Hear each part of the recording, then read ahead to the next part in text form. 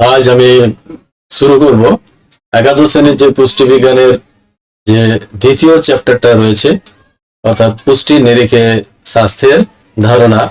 তার যে প্রথম অংশটা রয়েছে স্বাস্থ্যের বিভিন্ন দিক, দৈহিক, মানসিক, সামাজিক এবং সুস্বাস্থ্যের বিভিন্ন ইতিবাচক দিকগুলো নিয়ে আমি কিন্তু আলোচনা করব। তোমাদের ফার্স্ট সেমিস্টারের এটা কিন্তু একটা গুরুত্বপূর্ণ অধ্যায়।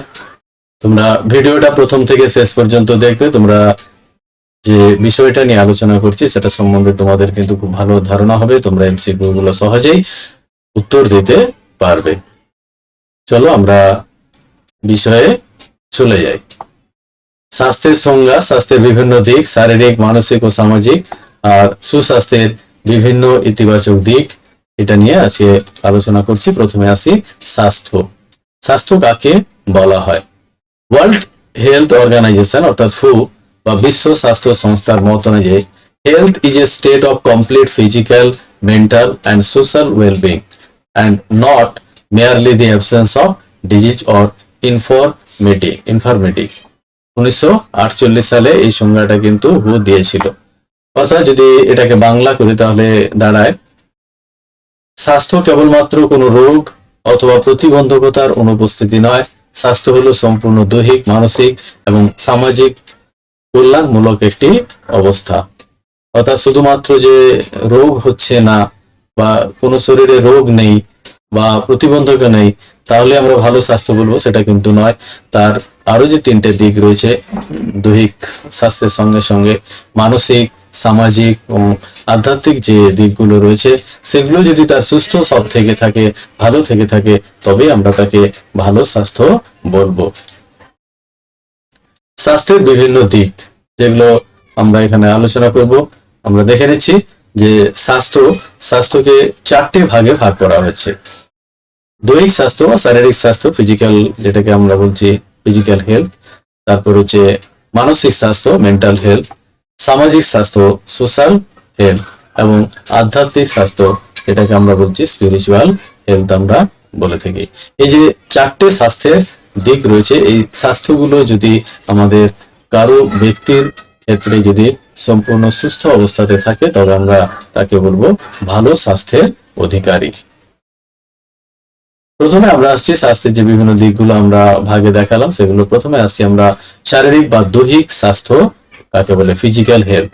শারীরিক স্বাস্থ্য বলতে জীবদেহের কলাকোষ তথা বিভিন্ন যে অঙ্গ বা তন্ত্রগুলো রয়েছে তাদের স্বাভাবিক যে কার্যকর অবস্থা, সেই স্বাভাবিক কার্যকর অবস্থাকে বোঝায়। অর্থাৎ দেহের বিভিন্ন এবং অঙ্গ বা যন্ত্রগুলো কিন্তু সব সঠিকভাবে বা সুস্থভাবে রয়েছে এবং সঠিকভাবে সেগুলো কাজ করছে। শারীরিক স্বাস্থ্য বা শরীর যদি ভালো না থাকে, অর্থাৎ দেহ যদি নিরোগ থাকে এবং সচল থাকে, তাহলে কিন্তু আমাদের স্বাস্থ্য আমরা ভালো বলে থাকি।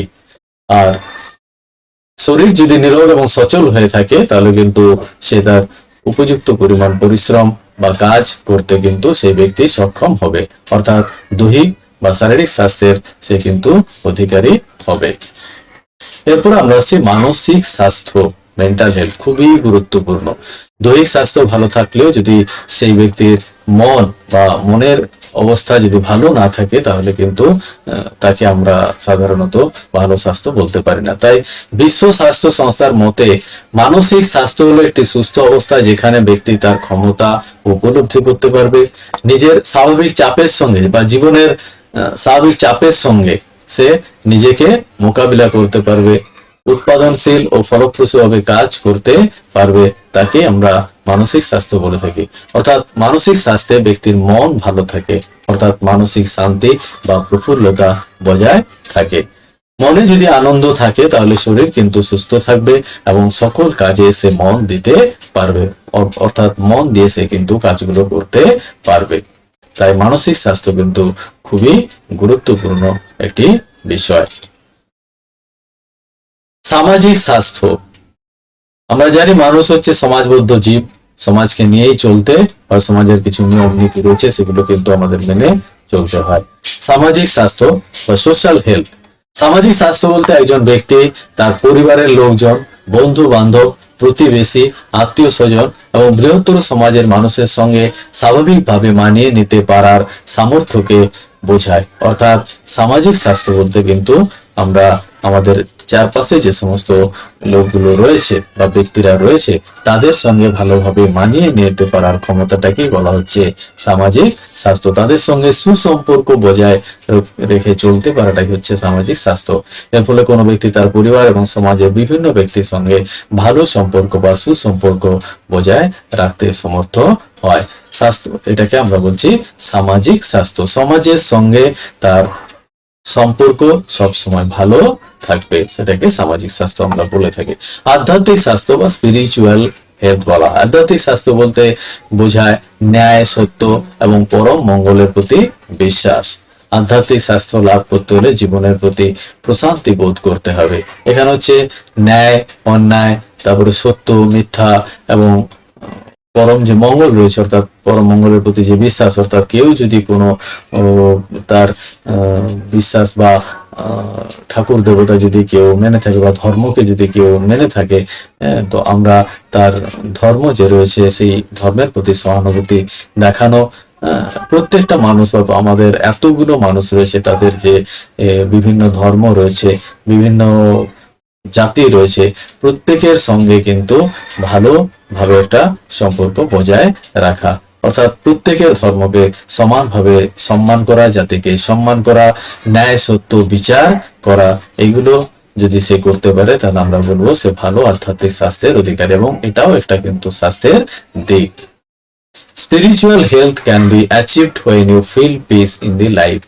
যখন তুমি জীবনে শান্তি পাবে বা জীবনে তোমার শান্তি থাকবে তখন কিন্তু তুমি স্পিরিচুয়াল হেলথটাও কিন্তু বা আধ্যাত্মিক যে স্বাস্থ্য রয়েছে সেটা কিন্তু তুমি অবশ্যই সম্পাদন করতে পারবে, অর্থাৎ তুমি উপলব্ধি করতে পারবে, তুমি পাবে। এরপর আমরা আসছি ধনাত্মক বা ইতিবাচক স্বাস্থ্য অর্থাৎ অথবা সুস্বাস্থ্যের লক্ষণ বা নির্দেশাবলী, পজিটিভ হেলথ ইন্ডিকেটর যেগুলোকে বলা হয়। অর্থাৎ এই যে আমরা 4 প্রকারের স্বাস্থ্য দেখলাম, দৈহিক স্বাস্থ্য, মানসিক স্বাস্থ্য, সামাজিক স্বাস্থ্য এবং আধ্যাত্মিক স্বাস্থ্য, এগুলোর যে সুস্বাস্থ্যের যে লক্ষণ অর্থাৎ ভালো যে দিকগুলো বা ইতিবাচক যে দিকগুলো সেগুলো কি রয়েছে আমরা সেগুলো নিয়ে আলোচনা করব।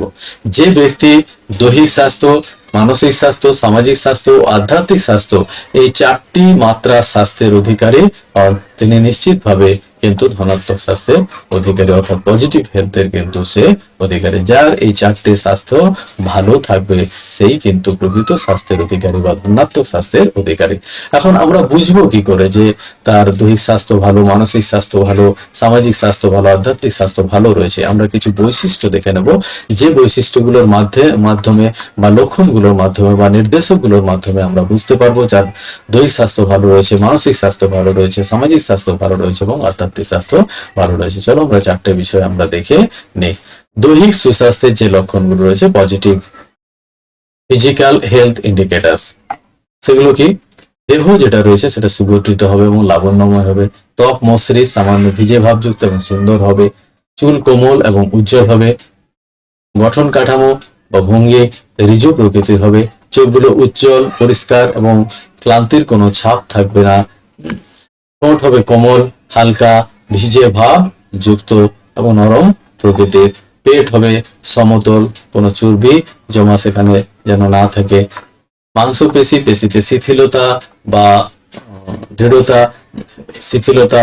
দৃঢ়তা যেন খুব বেশি না থাকে এবং পেশি যেন সুগঠিত হয়ে থাকে এবং স্বাভাবিক দৃঢ় যেন থাকে, মেদ সবসময় যেন কম থেকে থাকে, দাঁত ঝকঝক হবে, উজ্জ্বল হবে এবং পরিষ্কার থাকবে।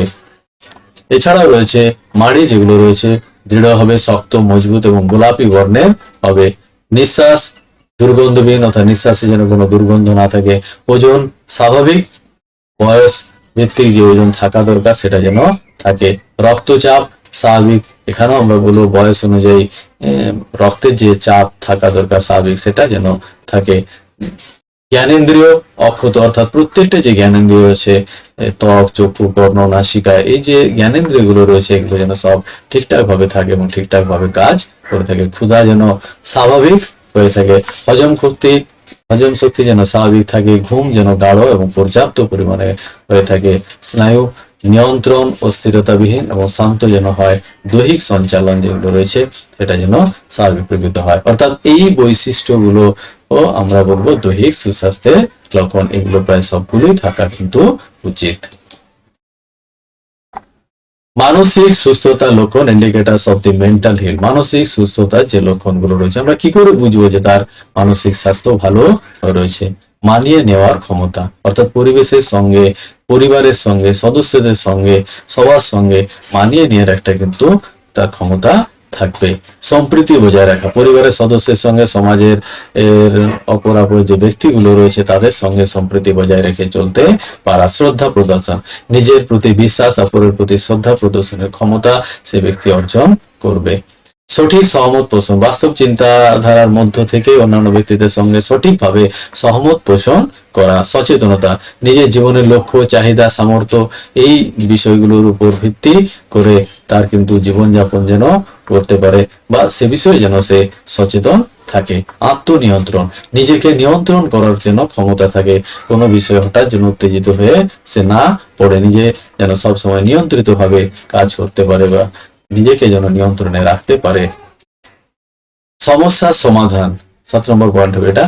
বুদ্ধিমত্তার সঙ্গে সমস্ত যে সমস্যাগুলো আসবে, অর্থাৎ আমরা জানি জীবনে চলার পথে বহু সমস্যা এসে থাকে, সেগুলোকে যেন সুষ্ঠুভাবে সমাধান করতে পারে। সদর্থক সমালোচনা, বিভিন্ন পরিস্থিতিতে কোনো ধরনের সদর্থক সমালোচনা খুশি মনে গ্রহণ করতে পারা। অর্থাৎ অনেক ব্যক্তি আছে যাদেরকে ভালো বললে যেটা হয়তো তার ভালো হবে সেটা তারা কিন্তু বুঝতে চায় না।